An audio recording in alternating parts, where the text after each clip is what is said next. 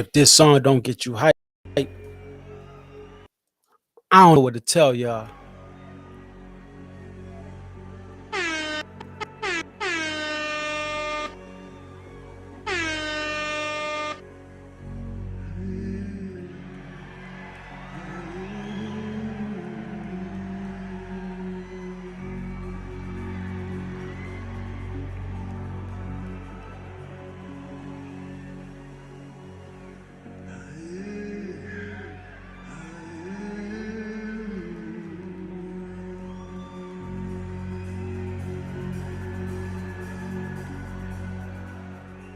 I said, if you don't get pumped up listening to this, I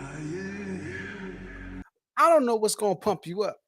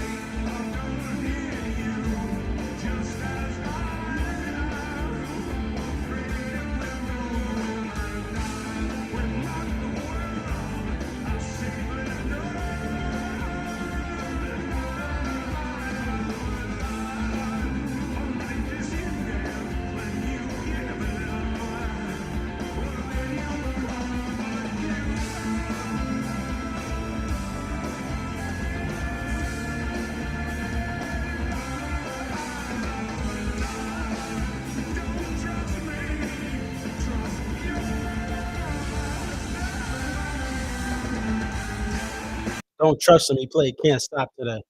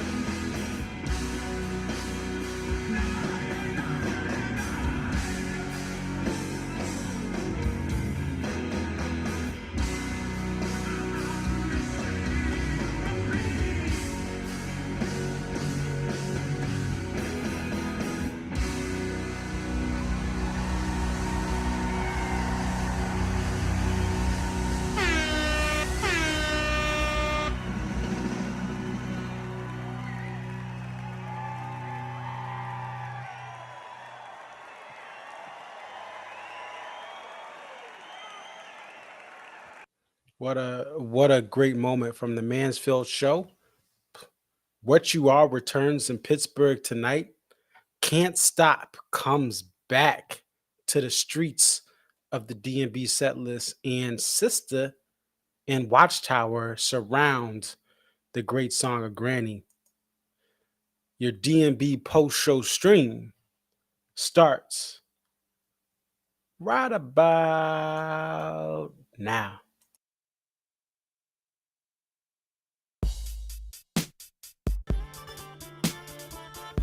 It's your boy Concert Viz 34 back at home. What up? What up? It's your boy Concert Viz 34. Yep, so your boy Concert Viz 34 coming to you here.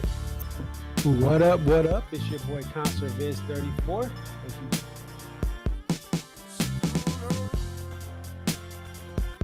Aria. Okay, so this is Aria, and just tell us a little bit about yourself and about your love for the Dave Matthews Band.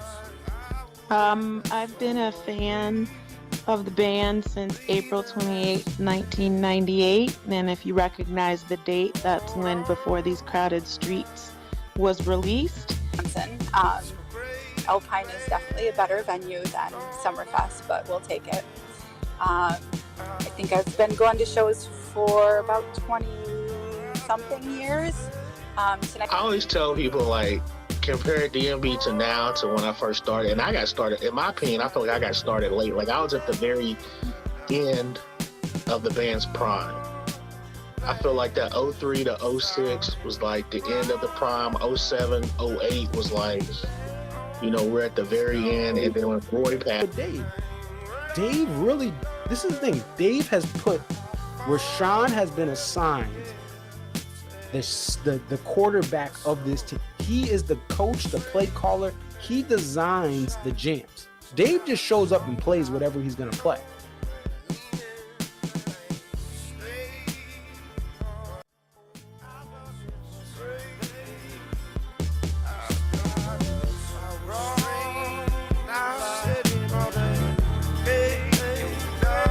Pittsburgh, what up?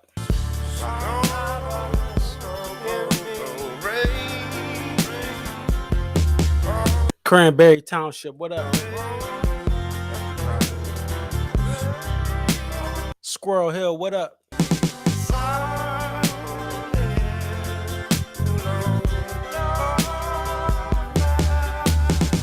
North Oakland, what up? Monroeville, how y'all doing out there? Morgantown, West Virginia, y'all just south of the city. I know y'all down there. What up, Morgantown? Oh, sorry about Bob Huggins, but he had to go.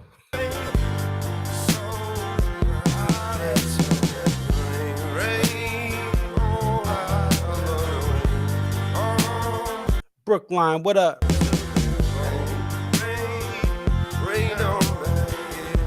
Highland Park, what up?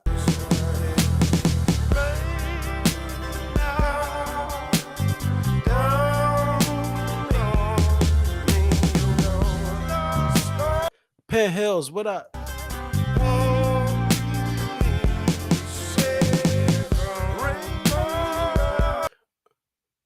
Eastern Ohio, what up? Y'all just drove right across. Don't forget to hit that like button, folks. Hit the like button.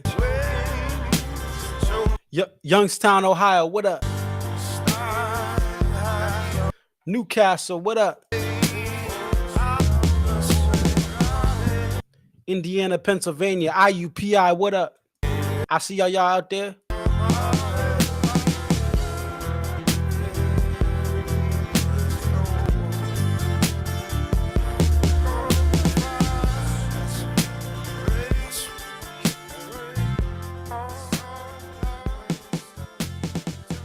What up, what up? It's your boy Conservist34. Thank you guys for joining. And we're going to talk about this show. If anyone in the chat was at the show, let us know. Let us know. I'm hoping to get Michael on. I have not heard back from him about this. J-Bo says, random person, what up? Hey, what up? Bruh. So, yeah, thank you guys for coming in again. Don't hit that like button so that this will get more exposure to fans who love music. The more likes this thing gets, the more eyes it gets on, and the more people we can bring on from various tour stops if they see this. But let's pull up the set list here. I listen to this show on Sirius XM Radio, channel 30. If you don't have this and you're a D&B fan, it makes no sense. For the cost of a live, actually, like for $6 a month, I have the radio package and the cell phone package right here on my cell phone. And that can be the mobile package, app package can be transferred to my laptop. I listened to on there tonight. You can put it pretty much on any smart device. You can put the Sirius XM radio on. So this is the set list in front of you. I hope you guys were able to watch this live, or at least part of it, just to get an idea of what it's like. And I appreciate these live streams. Also, one of the best things about the live streams is you don't hear all the people in front of you talking and chattering or yelling and screaming, right? Bruh. You can just hear the music straight up, and it's very nice to experience that. Now, this show was unique in the sense that a lot of this, if you look at the first 12 songs, right? A lot of these songs were in Mansfield for better or for worse. And just to give you a snapshot, let me pull up the Don Dingo tweet that I had replied to, because I broke it down as far as the shows. I mean, the shows on this tour, and how many times, how many songs were from the previous night in the first 12, just to give you an idea of how rare it is.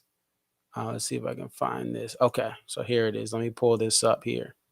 Okay, so this list right here stems from this idea. In the first 12 songs of tonight, 7 of them tonight in Burgettstown were played in Mansfield the night before. What you see in front of you is a comparison for previous full band shows, the number of repeats in the first 12 songs. So Mansfield had 3 repeats in its first 12 songs from that previous full band show. Bangor had 2. Darien Lake had 7. And tonight had 7. That's the high for this tour. Hartford had 3 from the previous show in Forest Hills. Forest Hills had 4. Now, I went to the night ones because obviously night twos are going to be unique, right? So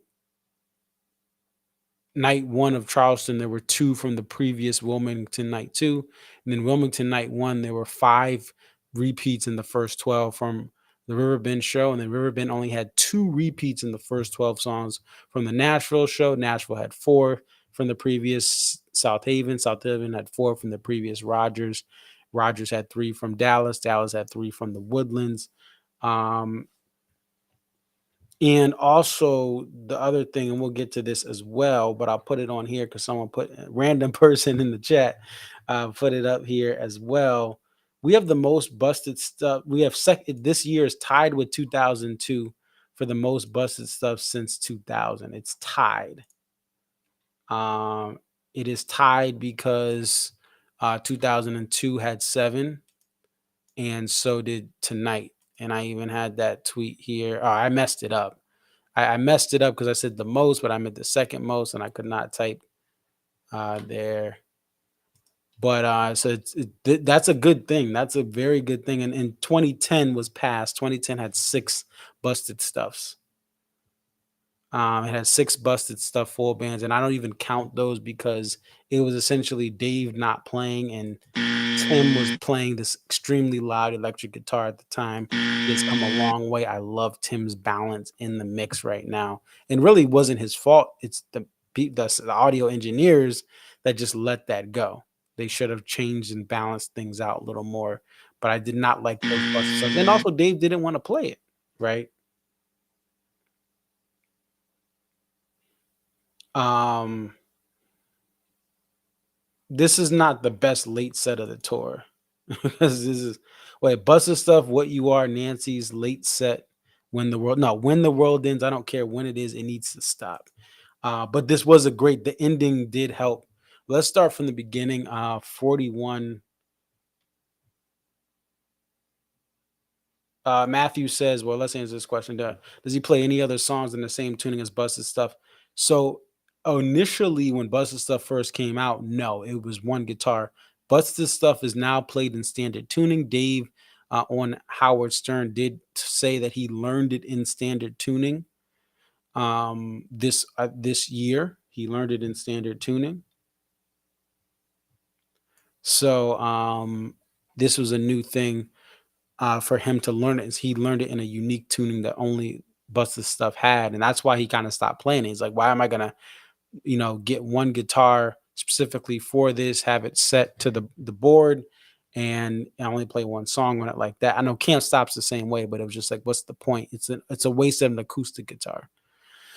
So that's really what happened. So we start off with 40. I'll say this: 41, Fool in the Rain, Stay or Leave, Walk Around the Moon. What would you say? The first 5 songs I thought were great. I thought these were great songs. I love 41 opening up. I think it's a great opener. Fool in the Rain coming in the place of there's been no Sledgehammers this tour. And I like Fool in the Rain staying around because the band's gonna cover stuff. You can say, "Oh, listen, I don't like covers. I want the band to cover all their music." But the band just has to have covers to be happy on stage, and that's what it is, right? So, "Fool in the Rain" had the second spot. "Stay or Leave," great song, I think. Something that should stay in rotation from Some Devil. If it goes away, it's not the end of the world, but I think it's a good song. And then we get to Walk Around the Moon yet again, another Walk Around the Moon, another solid performance, a song that still captivates me 3 years in. I cannot say the same for some of the Come Tomorrow stuff like Samurai Cop. Nope. I was sick of it by this time. I can't say the same thing for some of the other songs that were around in that 2018, 2019 Nope. Era from the new album at the time, which was Come Tomorrow. Nope. It wasn't the same. Bruh. But Walk Around the Moon has staying power. What would you say? Nice to get that there. Just a fun song that the band plays. You got the people singing to it a lot of times to get that crowd interaction. Take a shot if you're doing the Marcus bingo, or put it down your bingo card. Concert Viz 34 yawned.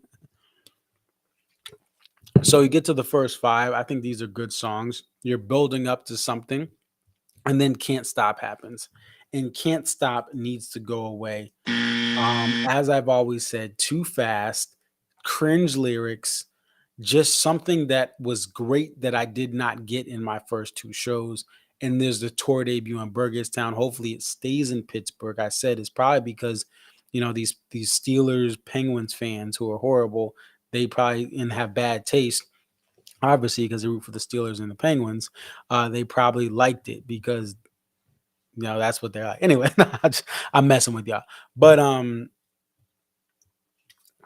anyway, I thought it was not good to have Can't Stop come back. I thought that's what was the greatest thing about the tour before this.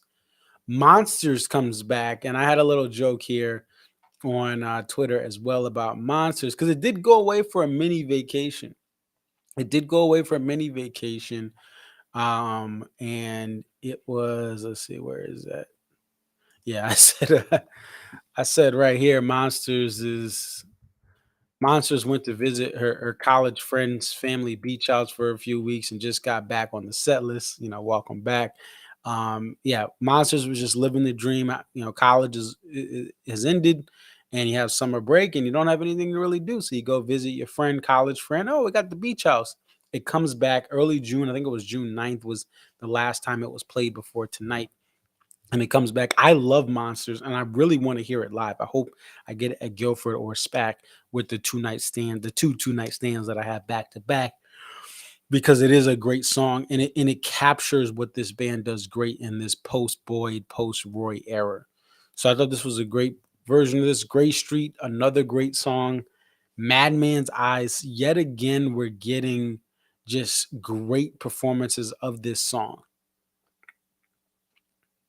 But again, if you're coming from Mansfield, you're seeing a lot of the same stuff in the first 12. If this is Pittsburgh's your first stop, I think some of this stuff is great outside of Can't Stop so far. We then get to Jimmy Thing and Brick House, and what I will say is that this is a crowd favorite, but I think Jimmy Thing needs to take a break. I always will, but Dave will probably always love Jimmy Thing, and he's got to do what makes him feel happy. I think Jimmy Thing could be cut by a little bit. I think the horn solo should be cut. I know some people like that. My favorite thing about the Jimmy Thing jam part is the Buddy and Tim back and forth. That's actually the best part of the jam. I don't need 45 minutes of the horns playing.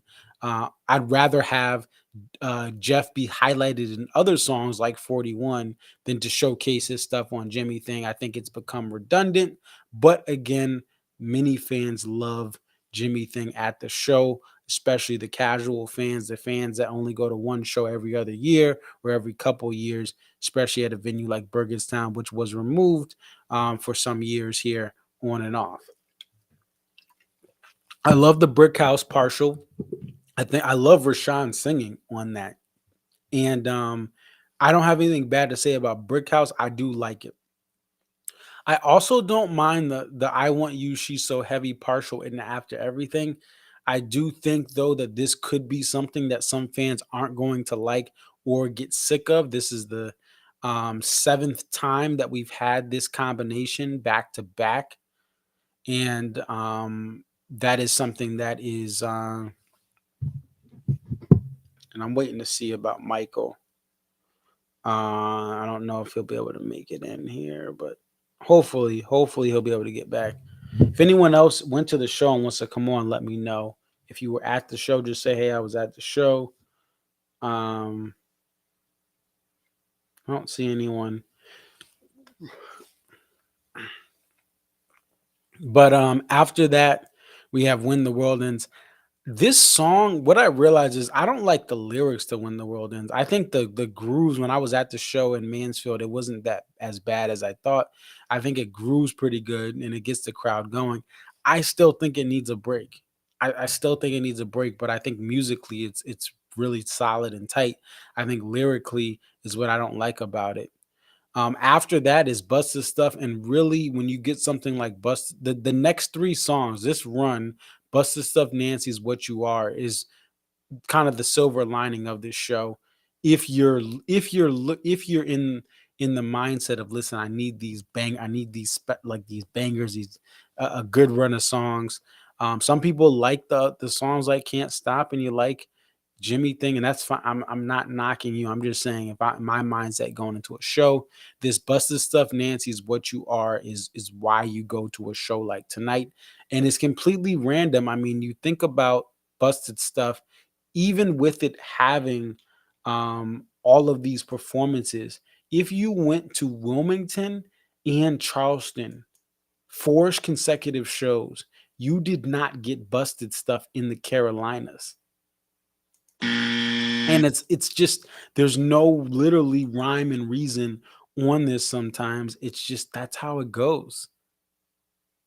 Like it's just wild. And I know Lauren and I know someone else had mentioned that they were at that run of Wilmington times two, Charleston times two, and you still got some great stuff in those shows. Two-night stands, but you did not get busted stuff. And it's just that's DMB. I mean, I can think of even going last year. Hartford, Mansfield. I go to both of those shows, have the time of my life, get some great stuff. The Break Free, Break Forward, Stone tour debut, some awesome stuff. But no Shotgun. Shotgun was played down south a couple of times. Then after that, I go to Deer Creek. Then after Deer Creek, I go to Alpine. And in between the Deer Creek and Alpine shows, I decide to stay in the Midwest, enjoy going to see the White Sox and Cubs. And they play Shotgun in Homedale, New Jersey on a Wednesday. So it's like I'm coming back from Wrigley Field for the first ever time. I'm a huge baseball stadium nut. And I'm going to my first game at Wrigley. I'm coming back. I take the train back. And I come back and look at the set list, and they play Shotgun in Jersey in the middle of the week. Don't play it at Camden at all. Don't play it at SPAC. Don't play it at Alpine, Deer Creek. I was at all those. Don't even play it at the Gorge. Bruh. But they play it at Homedale, New Jersey, the first and only time so far that it's ever opened a show. That's how it is. And there's still people like there's some people their first show this year they had busted stuff. But there's people who have been to over 100 shows that have never gotten busted stuff. That's the beauty and the curse of this band. Like that's what's so awesome about it. You literally never know. You could literally be in Des Moines, Iowa and get a killer show like they did some years back. Or Homedale, New Jersey, which is one of the smaller like one of the lesser desired venues to go to for the New York City Metro shows and the New Jersey shows, right?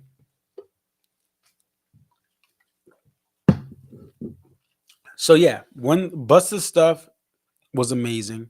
Nancy's carried the momentum, and after Nancy's, everyone's like, what are they going to go into? Are they going to go into Stay, which they kind of have been doing recently? Are they going to go into Warehouse? Are they going to go into something else? And I was not watching Couch Tour. If I would have seen the baritone out, I would have known that What You Are was going to be next. I wasn't sure if the drop D was there, and if so, like it was kind of seemed like something dark was going to happen. But it didn't sound like the D. It didn't sound like the D that Don't Drink.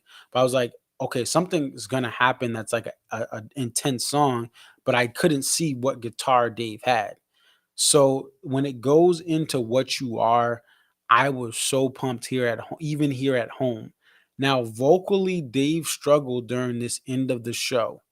Now, what that is, I don't know, but this dude has been playing and singing for years on years on years, and he had a whole week off, and maybe his voice, even though with that rest, maybe he just started to feel back, I don't have the chops or the momentum I've had for the last couple of weeks. I had a whole week off. But even with, my thing is this, with this What You Are is case in point. I don't care if Dave messes up, Carter messes up. Sometimes the sound is a little off. I mean, obviously the sound can make or break certain stuff too. But like, if you can't hear Dave's guitar, you can't hear or you can't hear the bass. But I will still take a What You Are with Dave kind of having some vocal issues on it. I would take a Dancing Nancy's even with Dave kind of not singing certain parts or forgetting lyrics as he did this time. So, like, I would rather hear the song like What You Are, even if there's issues or it's incomplete or there's something that's off about it, because What You Are is superior to some of these songs on their best day. Can't Stop on his best day can't touch What You Are, right? You and Me on its best day can't touch What You Are. So I would love the fact they played it. They go into Stay after that. Not my favorite song, but it is what it is, right? It is what it is, and the crowd loves it for the most part. They love it, and it is a fun summertime song, right? But I think that busted stuff, Nancy's What You Are is just a special thing. And I even said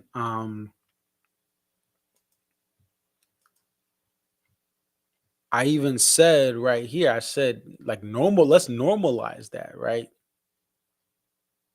I said normalize dancing Nancy's into What You Are. Do it even in 2 night stands every night. It's epic to me. And there's just something powerful about What You Are, and then obviously Busted Stuff and Nan. They're just great songs. They're solid, quality, great songs. And those 3 songs are what is to me the saving grace of this show. If they don't play those 3 songs, this show, I even have an even further negative opinion of it as someone who listened to it.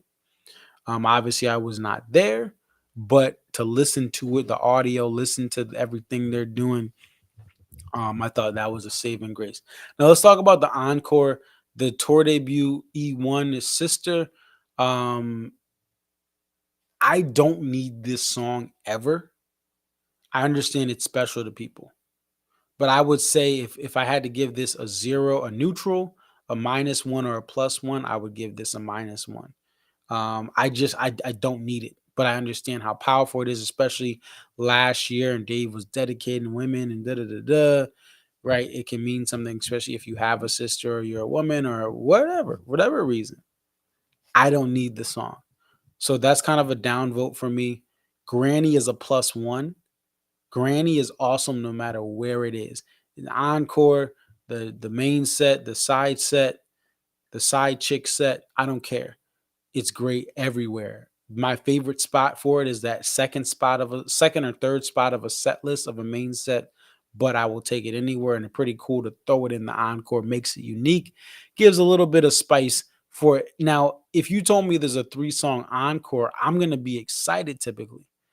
But to me, after Granny, I put -1 for Watchtower. Now, listen, the fans love Watchtower. I even was just in the comments talking about that. Someone talking about 2018 at the TD Garden in Boston, Massachusetts, a venue I know very well living here in Connecticut. I remember when it was the Fleet Center back in the day, when Byron Defoe was between the pipes for the Bruins, right? That's why I always ask, there's all these bandwagon Bruins fans. Hey, do you know Byron Defoe? Right? You remember Joe Thornton before he was with the Sharks, when he was with the Bruins? Like, oh, who's that? Right. Yeah. There's a lot of bandwagon Bruins fans because a lot of them weren't rocking with the team in the and now they like the team. They like that when Bergie came, Patrice Bergeron and some other players, they start, all these fans started coming up and supporting them even before the cup. Anyway, neither here nor there. Watchtower is a downvote, but someone was talking about how it's great. Watchtower is something that gets the crowd going, but to me, it's not the same. And let me pull up that tweet that I had here, where I kind of explained why. To me, there was the best of Watchtower and there's the worst of Watchtower. The Woodstock 99 version of this song is great because you have a violin and you have an acoustic guitar driving the song. Even if you take away the violin, there was just that song had so much space to breathe as an acoustic driven song. It's also what made this unique. Yes, Dylan made this song as a three chord acoustic bass song, but people remember the Hendrix version and the Jimi Hendrix version, which is, I believe, a half step down from. Well, he uses a guitar tuned a half step down. The original, I can't remember. The original Watchtower is in a different key than what Dave plays it as well. The Bob Dylan version. But the point is, Dave made it his own. That's what was awesome about the way they covered that song. But now it feels more electric. I mean, the post Roy era, it's too electric. I don't like the Stairway to Heaven interpolation, and I love Stairway to Heaven. Who doesn't? Right? How many times have Have you seen someone in Guitar Center playing Stairway to Heaven, right? It's frowned upon when people do it. I just I don't I understand. I see the energy of the crowd. It does not hit me like that. When I listen back to the Woodstock 99 or watch the YouTube video of Woodstock 99 in that performance, it is the most powerful. I know some people like Central Park. There's some other versions in the Roy era, but to me, the modern version, I have walked out. I walked out of Alpine as they were playing Watchtower as the last song to beat the traffic. I probably would have, there have been so many songs I would have stayed for and been stuck in traffic. But I saw Alpine was about to end with Watchtower, and I said, yeah, I'm gonna head out. Um,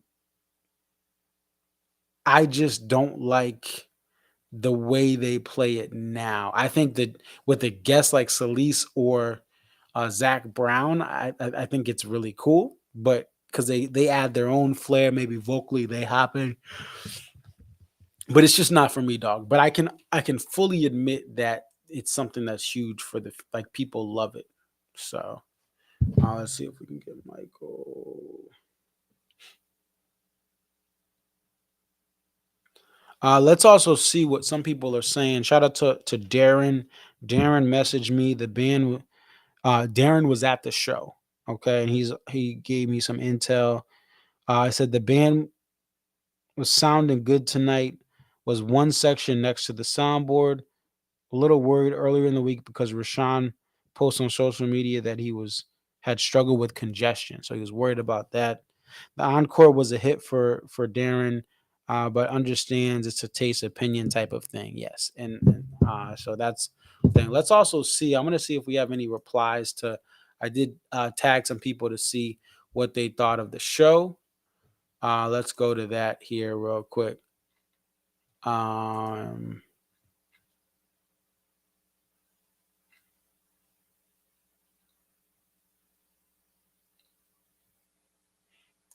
all right, so Jen says, and shout out to Jen. Let's just see what people are saying. Let's zoom in. Okay, so this was a really good show. Dancing Nancy's was really good and loved the 41 opener and very cool. Looks like she was nice up close and personal, just behind the pit a little bit. Great vantage point. Looks like there's a little height in that wherever Jen is sitting. So thank you to Jen 081979. Thank you so much for sharing. Let's see what other people had to say. Okay, so shout out to Meg. Also major issues from the pit. EMS had to go in a few times and it was a huge distraction for a few songs. I think Can't Stop is awkward. Yeah. She also said, let's see, what else do we have?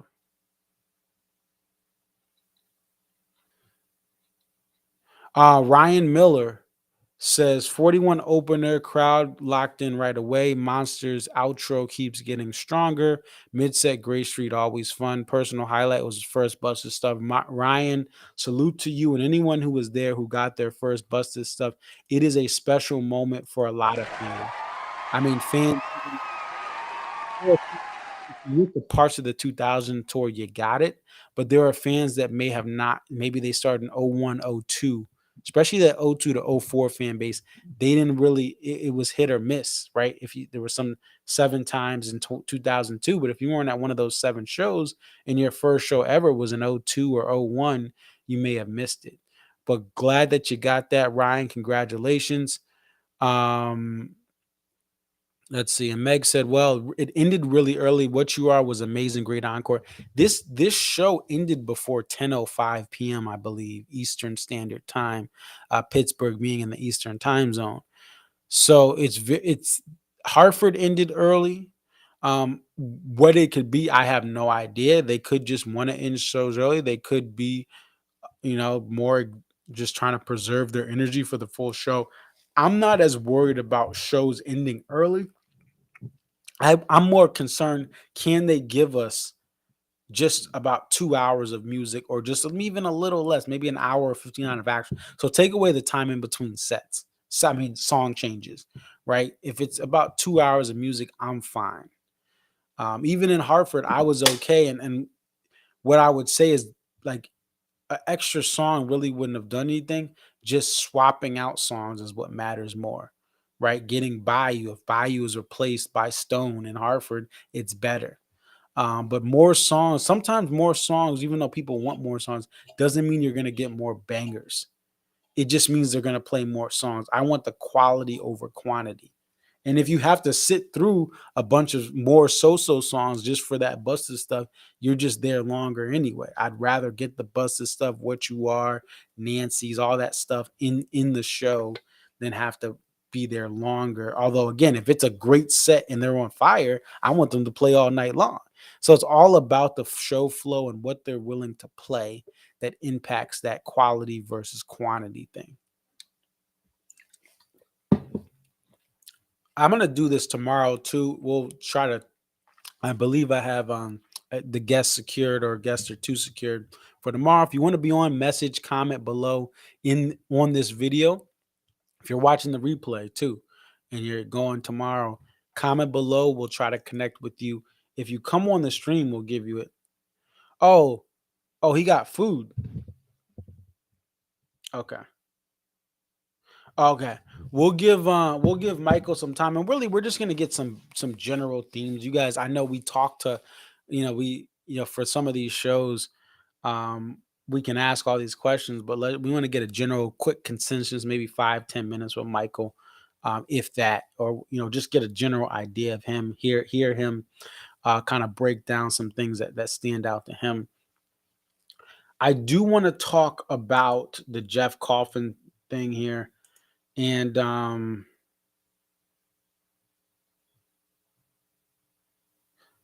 so we're going to talk about this. And I want to say this, that I am against personally attacking. I'm against personally attacking band members, complaining to them directly. I just want to share, if anyone from the band is watching, anyone from management is watching, I just want to share my perspective, and I'll talk about it today. And this will be probably the last time I talk about the whole situation with what Jeff said today. And I am a huge fan of Jeff. I appreciate what he does. I know sometimes people try to argue with them and belittle him and say, "Oh, you're not an original member." Like there's like people are crazy, and I really respect anyone on social media that that has such a large presence or plays in a band. Someone's always complaining, and sometimes I'm the one complaining. But I don't ever want to complain. I never reply and complain to the artist directly on their page. I will share my opinion. I have grown and evolved to really try to be respectful to the musicians in this band. If I don't like something, I'll explain why. But I will say everyone in this band, I want to preface this with everyone in this band I respect and admire as far as their skills and their talents. But Jeff Coffin, and his intention was for this to be a joke, right? For people to laugh at. Um, and but he essentially, I want to pull this up. What I'm gonna do actually is here, I'm gonna put myself full screen. I'm gonna take a screenshot and I'm gonna pull it up if it's still up. Let me see if Jeff, he may have deleted it, but essentially he responded to, he mentioned Taylor Swift and the cost of the ticket. Let's see if we can get this.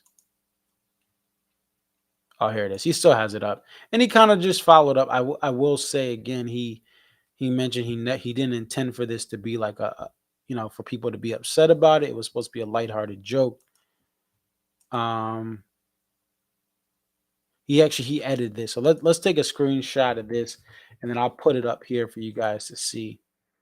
You guys are gonna see. Okay, so we'll do this. Actually, let me just do something real quick.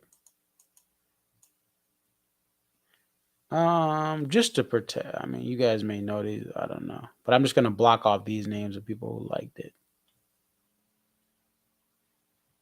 Okay, so let's pop this up here. Let's get it angled in. Oh, you guys can't see that. Let's see. Okay, so this is what Jeff said. Okay, and we'll go through this step by step, and then we'll get Michael on to talk about the show and the poster. Thank you, Michael, for just dedicating your time. And I know you had to grab food. And even if you can't make it, Michael, we appreciate. Oh, he looks like he has a poster. He's got the poster. I hope that I'm happy for you if that's the poster. I know he messaged me earlier that he.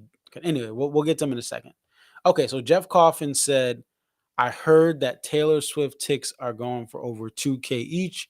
I don't want to hear another peep about our ticket prices. Now he has the laugh emojis, and those are supposed to be peeps, like the little peeps, little chicks, the peeps food you can buy at the store for Easter. And now this part right here, he says this was supposed to be a funny post, by the way, right? Says it's supposed to be like, so I guess he added that. This has been edited, right? So why is it?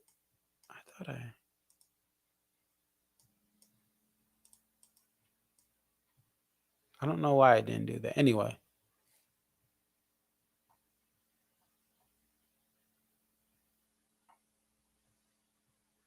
Okay. So this is the post. I would like put in the comments what you guys think about this. Now, here's my thing. Couple of things, and this is what I broke down on Twitter. So let's go ahead. Let's start off with this. So while this may have had good intentions, it's better just to not talk about if you're a musician at this level, it's better not to talk about tickets unless there's exceptions, like if a fan's being a jerk and you're like, oh, you paid $150 just to yell and talk during the show. Are you kidding me? Like, you can maybe make a lighthearted joke like that. But even that could be controversial. In this contentious, intense, anxiety-driven era of trying to buy tickets, as the economy is not looking good, and really it isn't good. There's things that they're not, they won't call it a recession, but listen, I mean, times are tough for people out here. So when you talk tickets as a musician, that is not a good look, right? So he's complaining about tickets going for 2K each, and then saying, oh, don't talk about DMB prices being high. But the issue there's DMB resale tickets for $500, $600, $700, $800 on various secondary websites. That's where if this was The Cure, right, and their front man who's been speaking out and giving, you get an email if you bought a Cure ticket and you get an email, oh, you're still getting like $20 or $40 back on your ticket because the lead singer, by the way, argued for you for there to be fair pricing and remove certain fees. If you're doing that, maybe you could talk tickets. But this band has made the decision to be quiet on tickets and focus on the music. So when you talk tickets, it's bad. The other thing here is this. Taylor Swift face value tickets, take away platinum seating, all this other stuff, is fairly close to the cost of a ticket price for DMB. And Taylor Swift has much more demand. Taylor Swift is in the prime of her career, right? This is really going to be the prime. How long does prime last? I don't know. But she's in the prime of her career. And her tickets are $150 for lower level seats. Not the floor, but lower level seats are $150. DMB tickets are like what, $135 plus fees? Some other places they vary a little bit here or there. But her tickets are only a little bit more expensive than Dave's, for the full band. for the lowers. The uppers are $50 to $90. Many of the seats are $50 at the back of the venue. Yes, it's a stadium, but there's $50. And really, a stadium seat in the upper deck is comparable to the lawn, especially because some parts of the lawn you can't even see the stage at a spec. At least high up, you can actually see the stage and the music flows out. So for Taylor Swift, the face value tickets are not much more. And the same reason that there's $2,000 tickets for Taylor Swift is the reason you have SPAC tickets for $400, $500, $1,000 for certain areas.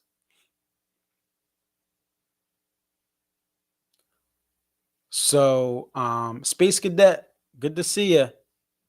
Good to see you on. And Space Cadet went to the Wilmington shows and I believe Charleston and didn't get busted stuff. I hope you guys get busted stuff. But again, this was not the best post. And this is where it's better just to not say anything. It's better not. And Groton, aka Greg, says some are 1,300. Yeah, the tickets aren't that much far off. Now, yes, some of these $2,000 tickets are further back in the stadium than DMB. But this is not a good look. And people posted the replies on this. There's 539 comments, and this is not good. This is not good PR. This is a band member saying, "Hey, don't complain about our ticket prices." And again, I'm saying this out of just still respecting who Jeff is, just trying to get. I hope this is a teachable moment. He did revise this, so it looks like he learned his lesson or learned just the power of when you talk tickets. It's not a good look when your band is quiet, and you could say, "Oh, well, it's this and that," but they could speak up more. If the Cure aren't blackballed, and the Cure are, at least from a ticket selling standpoint, because the Cure don't tour as much and they're playing at venues that are either the same size or slightly smaller than DMB. They did do Mansfield the day after DMB, but the Cure, DMB ranks higher in Live Nation's book than the Cure. So if the Cure can speak out and not get blackballed, DMB could if they wanted to, right? But they focus on the music, and I respect that too. Hey, we gotta put on a show. I don't have time to be in these fights. But Jeff opened up Pandora's box. And again, I was against the hatred and vitriol against Jeff. People complaining about the set list of Jeff. I'm not for that. And I defended that back then.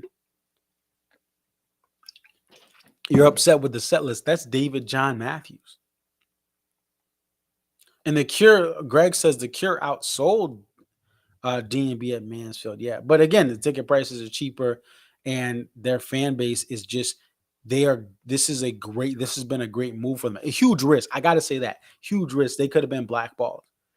But the Cure had, they really have brought up buzz, and more fans can afford that show than the DMB show. And they don't tour as much as DMB. So again, I'm not shocked that they sold more. And Greg was at both. He was in the chat as Groton 27.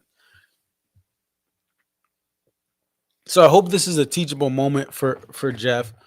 And I will say this is where social media can be a lose situation. I will say this too. Carter and Dave, the fact they're not on social media like that is great. We've seen Rashawn accidentally post a text message with the Madman's Eyes mix and masters, and it looks like someone called him and said, "Take that post down." We've seen Jeff, and this is just a mishap on Jeff, in my opinion. Don't talk about tickets. We've seen Jeff, and this could happen to any of us. I'm sure if I was on the level of Jeff Coffin, Dave Matthews, Carter Beauford, I'd probably make a post or a joke that didn't land well on Twitter or on Facebook. And Twitter is worse than Facebook. I mean, you can't say it. You have a free thinking opinion on Twitter. Sometimes they'll can you, right? And I think I love Jeff, but this is the downside. And Carter and Dave not being on social media is great. And I will say Buddy Strong uses social media the best. Buddy Strong, let's give him a cheer. Because Buddy Just post the joy of thankful to be out every day and perform for the fans. That's it. That's all you hear from Buddy is he walk out, you see his video, he's lifting weights, or I'm enjoying the local area, or I'm walking out on stage, and every time it feels great to him. That's great to see. He's not commenting on stuff. He doesn't get in the and listen, again, they have a right to do what they want. And I follow Stefan on Twitter. And he can do whatever he wants, but I think Buddy does social media the best. I think he does it the best.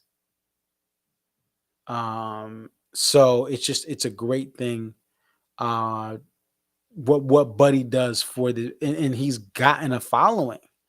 People have bought his shirts because he spreads love. He doesn't get into certain things. And again, I'm not saying you can't do it, but it's a slippery slope. And there's always someone who's not going to be happy. There's always someone who's going to be a jerk. And there's always someone that's going to try to get in your head. And as much as you can try to block comments and not do it, if you're on social media, you're going to want to see what the fans are saying. That's the whole point. Otherwise, you wouldn't be on. So it can be exhausting. It can be frustrating. I've seen content creators take breaks from social media that have had massive overnight success, or just at the level of a DMB where they have so much of a fan base behind them, and that fan base can be pretty mean and cruel and jerks, and it is what it is. So again, this is all out of love, but to just explain to Jeff and anyone in the band, anyone in the high level position of this music industry that's touring, don't talk tickets. I buy the tickets. I go to the shows. I love going to the shows. I love the venues. I appreciate everyone at these venues. Don't talk tickets like this. Don't make a joke like this, right? It's not a good look. There you have it. Let's go ahead. We're gonna get Michael on, and again, we'll try to get him on. We're hitting the hour mark. We want to get some stuff from him. Let him go to bed as well. Give me 1 second. I'm gonna just turn off some things. We'll get him set up, and we'll get him on. And guys, don't forget to hit the like button. Subscribe to the channel. I have the full Mansfield show up on YouTube Concert Viz 34. You're watching it right now. Just go to the videos tab and you'll be able to see that. That was something that I'm very proud of. Still some things I'm learning about making these full videos here. But let's go ahead. We're going to bring on Michael. Hey, how you doing? Hey, Marcus. What's up, buddy? I am living the dream from home and dreaming to live. Tell us about this show tonight. Dude, what's up, man? It was I took show notes tonight, believe it or not. How about that? Because I figured we could do it. So I don't know what you guys talked about because I was in the car driving. It's a crazy drive back. There's no hotels anywhere around anything. But it seemed like he was really quick tonight. Like everything was to the point. Everything like 41, dude. It was like bang, bang, bang, done, quick. You know what I mean? Did you guys feel that same way listening to it? It definitely went by quick. And what's interesting is you guys had a Jimmy thing. You have a Dancing Nancy's. And many shows have only had one of those, like maybe one or two of those, not all three. So it seems like there were a couple songs that have the potential to jam. 41 being another song that, like you said, it went quick. It's interesting to see this show end before 10:10, 10:04. But what time did it end? They're saying 9:40. Oh yeah, because we were on a delay here. Oh yeah, you guys were on a big delay. Yeah, I mean, wow. It was early. Yeah.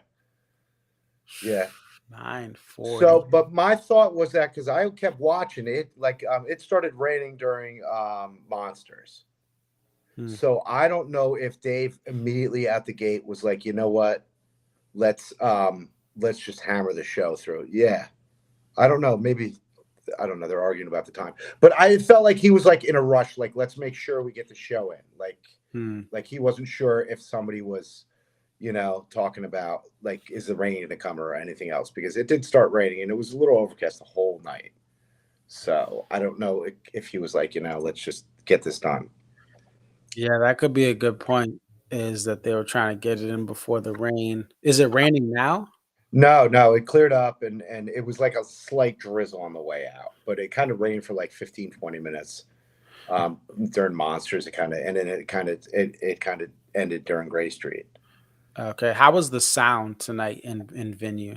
It was awesome. The sound was great, and the people there, man, they were so loud. They were like, at one point in time, what did I say?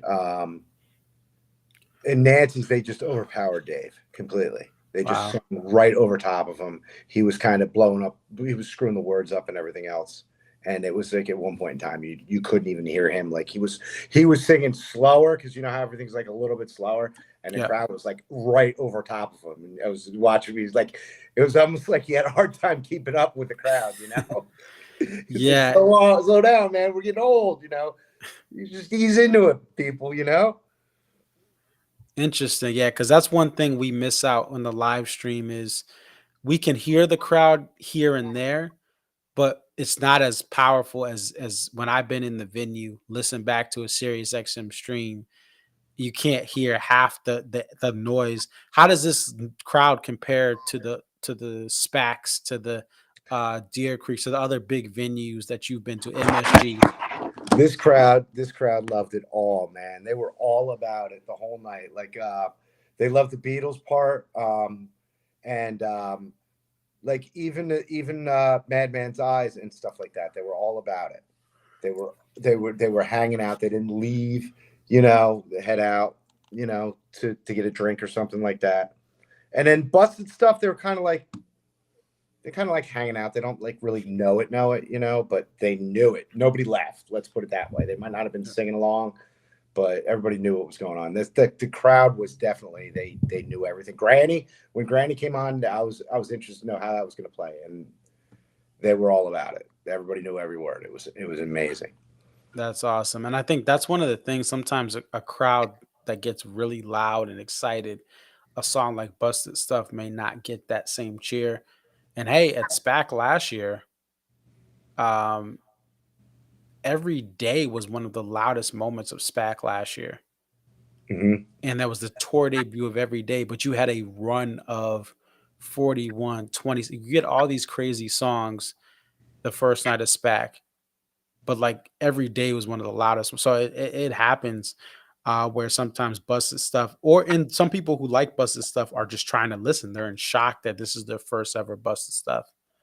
Yeah. So let's go, because we've kind of talked about this. Anything else about the show, the crowd, the experience? We kind of went over the SEP. Anything else? Yeah, I figured you went over everything. No, nothing. The Beatles song was longer. Did you notice that? They played an extra verse. I was trying to track it because I was like, when he said "I want," like when it sounded like it was a little long. I can't say I pinpointed it, but I was like, wait, when do they stop? When do they transition? That's what I was thinking when do they transition again? I've seen it twice in 2 weeks, but like, when do they and so I guess that makes sense if it was the cool thing was I was paying attention tonight because Buddy missed a drop the other night and Tim had to pick it up. And I forget where we were, but it was funny because like, and like I was paying attention because Buddy was like, he was like staring over the whole time. He was like, I'm not going to miss it. And they played like an extra verse. And I'm like, are they just screwing with them now to see whether or not they're going to catch them off guard? Because it was fun. It was like they were playing on stage. I don't know if that was on purpose or not, but it seemed like it was kind of like they were messing with Buddy. It was funny. And then that was the crowd was all over, and they sang an extra verse in Brick House. Rashawn sang an extra verse, right? Or he only sings the first one and then normally cut out. I don't know. I didn't keep track. I was listening, but I didn't keep track. So because he can't, because when he sings, the place goes nuts. Yes. So when he came back and he sang that second one, it seemed like the place went nuts again. So it might just be me. Maybe I'm just not paying attention, but it seemed like it was things short, but like those little things he kind of like stretched out a little. It was weird, but it was good. The crowd was into it. Great show. If they were there, they had a great time. That's awesome. So let's talk about this poster. Did you end up getting the poster? Yeah, I ended up getting the poster. So there was a merch tent outside that I didn't know about until I heard about it from some people, from you and everything else. And then I didn't make it there because I figured outside merch, whatever. They had 4 different stands set up inside. So I went to like the first one and it sold out in front of me. And like they took it down, the person in front of me. And then I went to another one, it was sold out. Another one, it was sold out.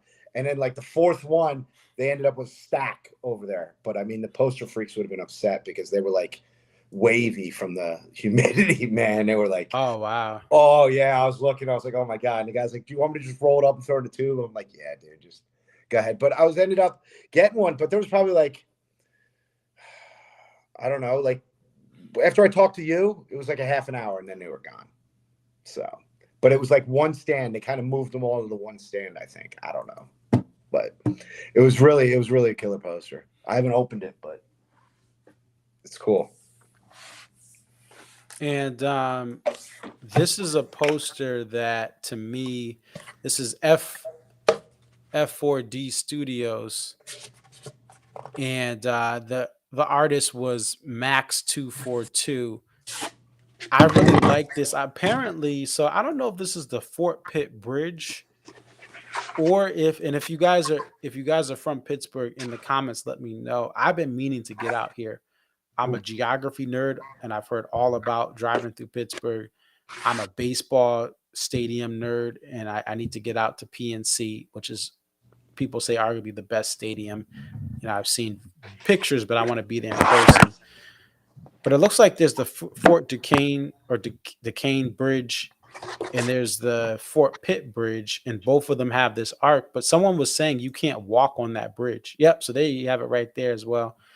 I heard that someone said you can't walk on the actual bridge like that. I don't know. Put it in the comments if you're from Pittsburgh or you know the area. Yeah,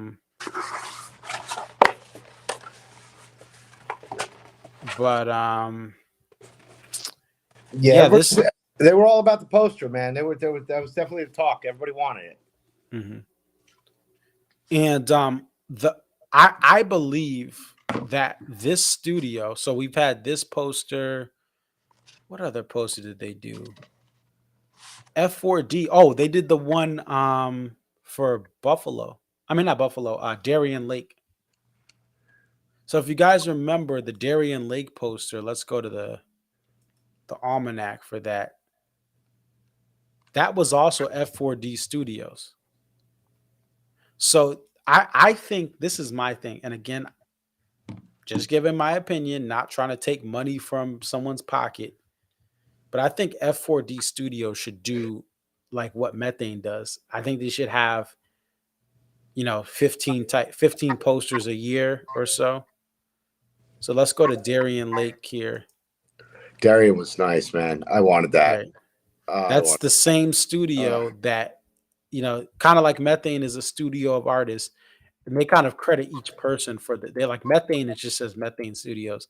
For this, they give them each person an individual thing. And Fatima's right. They've done a couple more of these posters over the year for DMB, but I would love to see them get much more love from DMB as far as signing them more.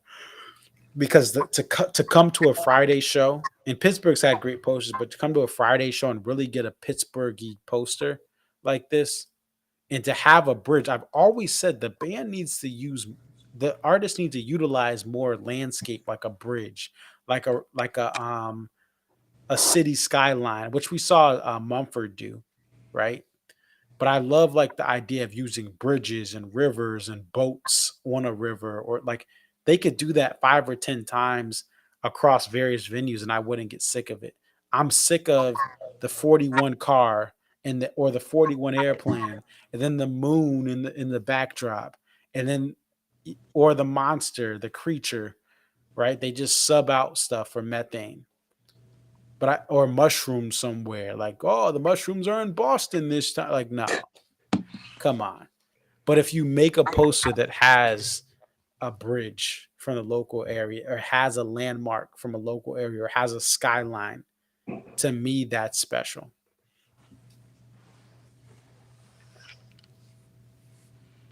Yeah, everybody here was all about it. All the people they really liked it. Everybody wanted to get it. And, you know, it was cool. I like it. I got it. So are you going to the show tomorrow as well in Maryland? Yeah. I'm going to the show again tomorrow. All right. We're gonna do that. We're gonna that's cool. We're gonna be down. I'm gonna that's a special place. I met a lot of people there the last time I was there, and I'm meeting a lot of people again, and it should be fun down the pit there, hopefully. And a sold out show tomorrow. Sold out. You cancel, you have no Virginia shows scheduled for the summer. You have a lot of fans Philly, South Jersey fans that come down, and you have a lot of fans in the DMV area, DC, Maryland, Virginia. I spent my summers down there. Shout out to the PG County. Mm-hmm. Yeah, and the show in Montgomery County. I used to go to the Macaroni Grill up in Silver Spring, which is in Montgomery County.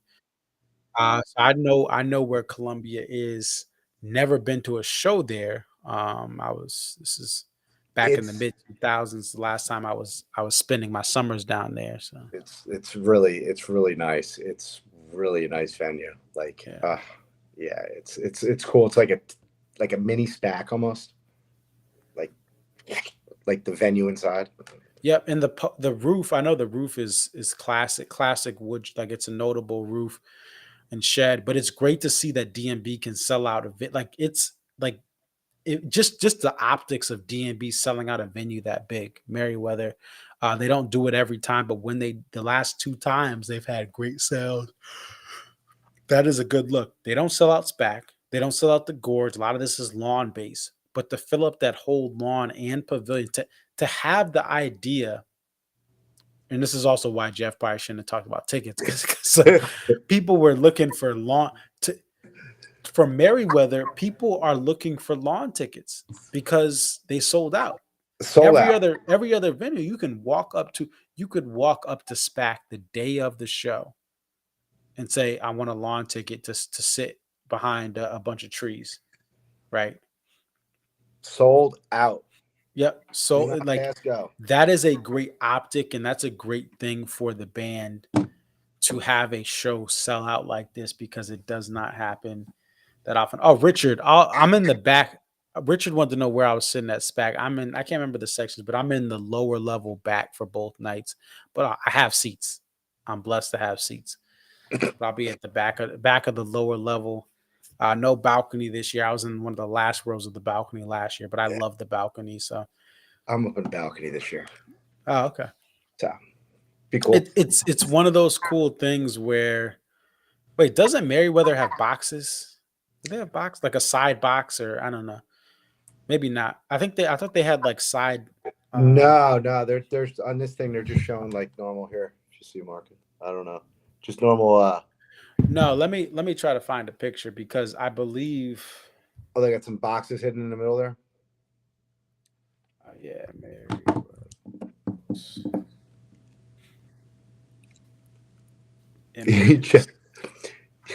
No, we're in the opener tonight. Dang, the opener was good. I like 41. That was nice, but it was so quick.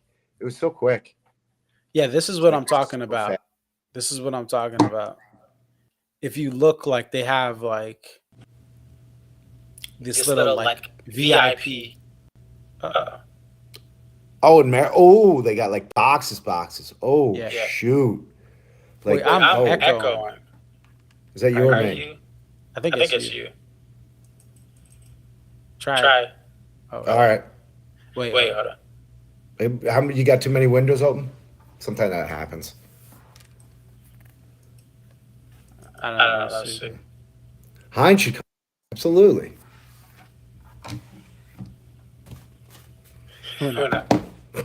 Something you're echoing. Hold on.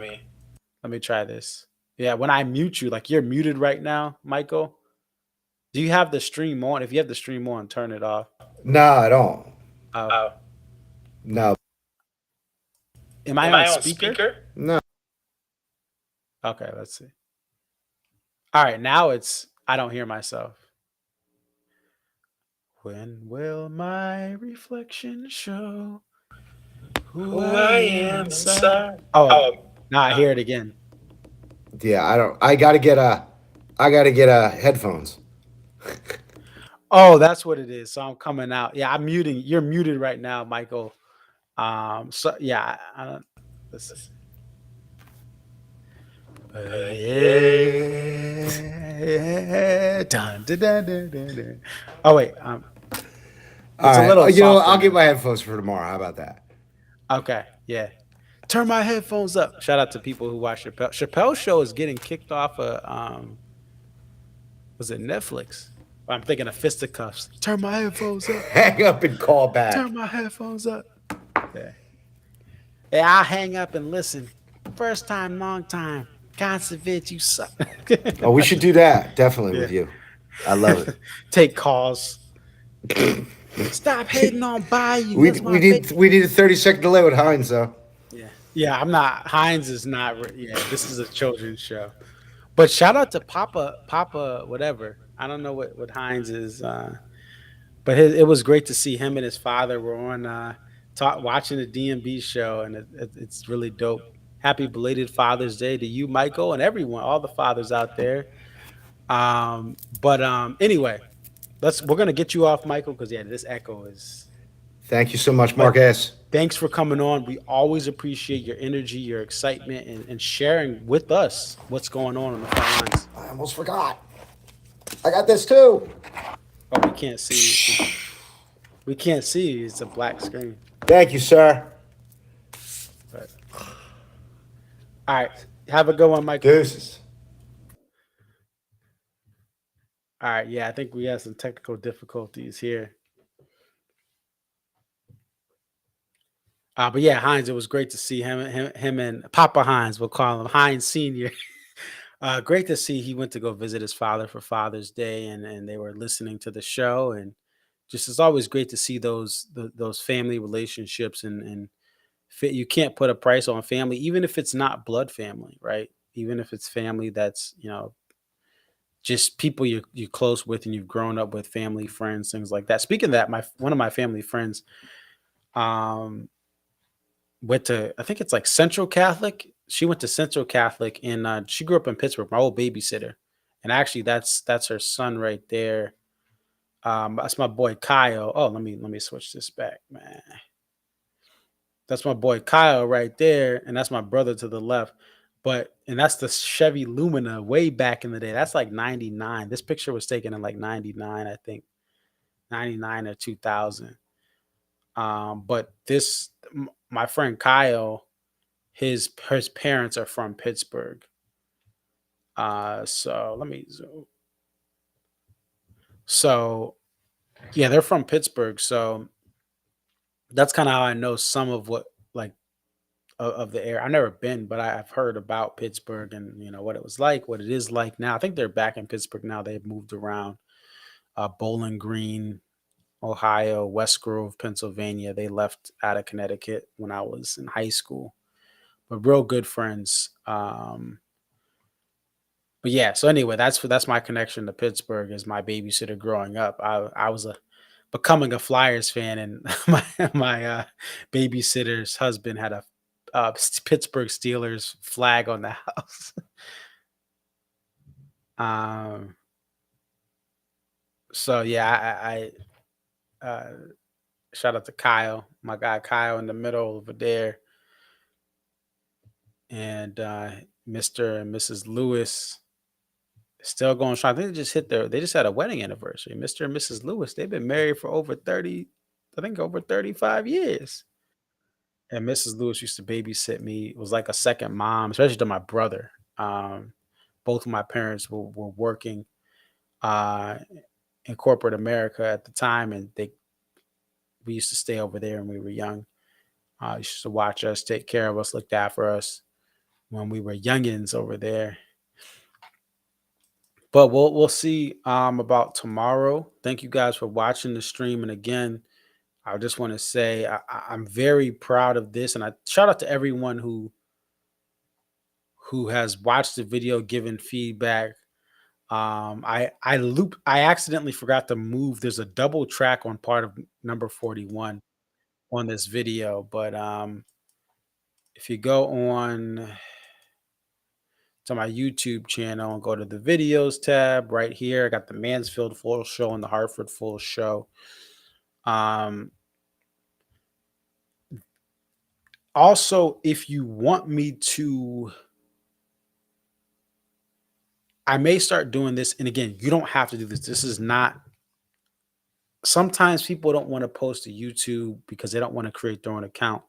If you have a good video and you want me to post it to YouTube, message me. If it's a tour debut at Deer Creek or in Milwaukee and you want me to post it, we'll find a way for you to get me the video, Google Docs, Dropbox, and I'll upload it and I'll put, video recorded by so-and-so. I think one of the things that is tragic about this current era of DMB is some of the videography. We talk about ticket prices and people not going to as many shows. I think you should reduce your shows until you listen to a show or two here. Because I feel like this tour, if you go to one or two shows, you can feel fulfilled in one or two shows and get like the joy of this band where they are right now. And that's it. If you go to 4 or 5 shows, sometimes you'll get some of the same stuff. It's not as unique.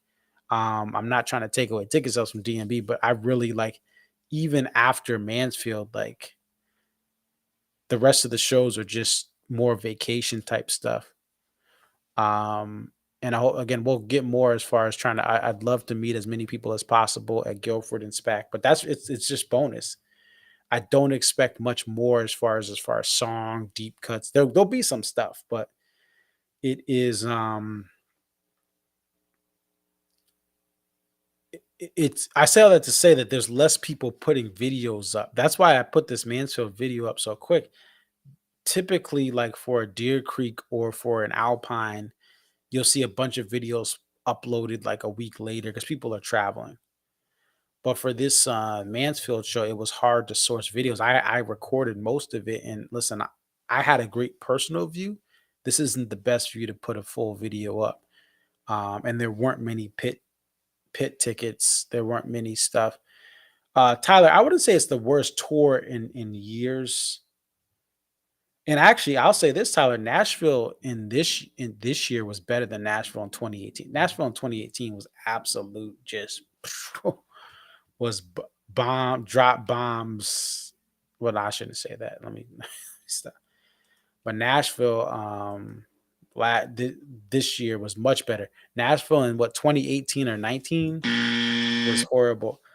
It's a tour, it's an album tour. And because it's the first album tour since 2019 Nashville. It's an album tour. The 2018 was a worse year than now. I would say this year is better than 2018. We got Busted Stuff. You got JTR back in rotation. You're just going to have a lot of new songs. You're going to have a bunch of new songs. If you don't like the new album, this is a tour where you should probably just go to one show.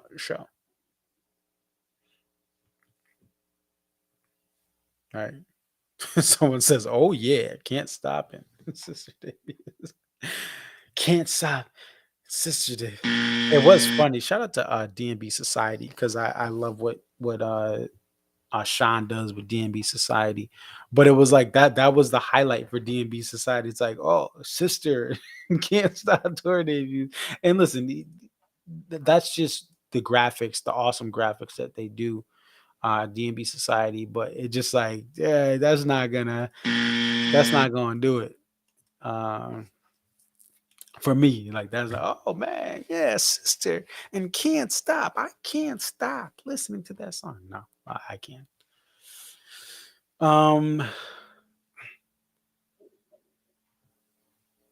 But yeah, this video anyway. I've learned a lot, even from the Hartford to Mansfield video.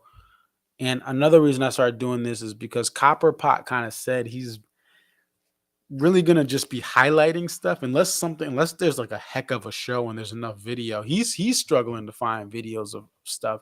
That's why a lot of the full shows, and even I've given him some stuff behind the scenes, giving him like direct downloads of my videos, because I love what he does. And if he was doing this, or if there ever was, like, you remember they used to have those DMB, like the Sirius XM, if they had a Sirius XM, like, but a YouTube type thing, and I'm at a show, I would not record that show.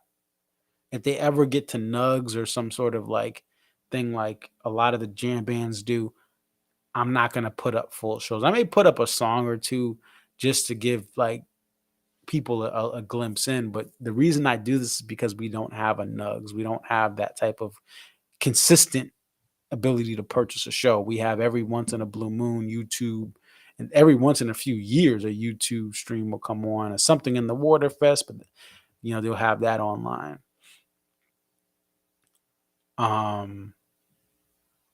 But like, with that not being a reality, that's why I do this, because, and like I said, I combine the audio, tape or audio, with the video, and at least to give people something. And it seems like this gets a lot of feedback from fans.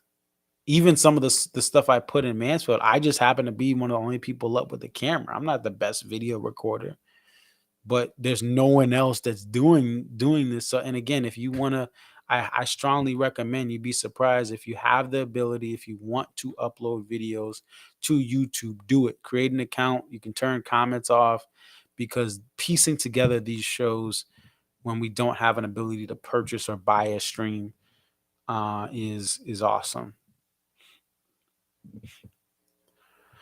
So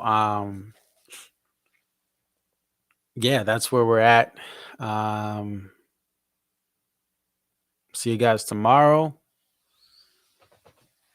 We'll try checking with Michael if time permits, and we'll definitely, I believe we have one other guest coming. I just need to confirm with them, and we'll get them on the phone. There, give them the good old fashioned phone call. Thank you guys again for the support, for the love. Hit the like button, comment, subscribe. You love it, you hate it. I don't believe in echo chambers, so let me know what you think. This is the DMB post show stream. Let's end with, oh, that's too long.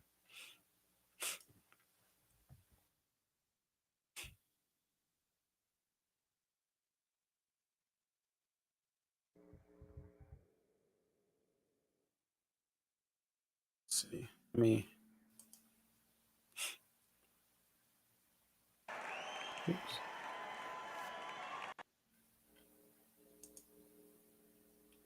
me get out of here. Let's see. We will end with,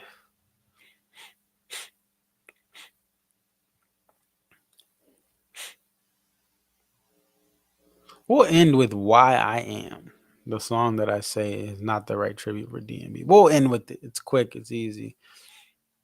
All right, here we go.